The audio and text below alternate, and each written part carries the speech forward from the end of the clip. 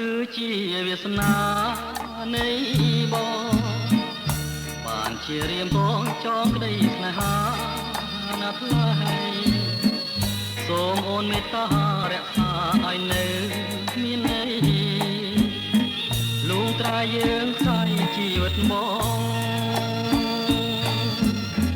រូបអូននឹងហើយគឺព្រំនិខិតចាមករៀមខំស្វែងរកទៅមកជួបែនគូផងស្នេហាលាដៃចាប់យើងទាំងពីរតួអង្គឲ្យត្រឹមត្រូវក្នុងចំណុចគូព្រេងអង្គឲ្យវាសនាខ្ញុំមក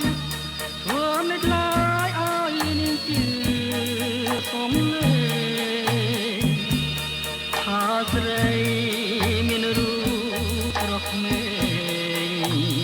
គឺជាគូព្រេងពិតឥតសង្ស័យរូបអូននឹងហើយឆ្លើយត្រូវត្រង់ក្បួនហោរាពីថាអូនពិតណែបនឹកនឹងបងផ្សាយ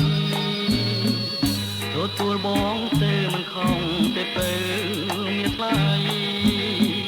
កុំកែសង្ស័យទៀតណាអូនណា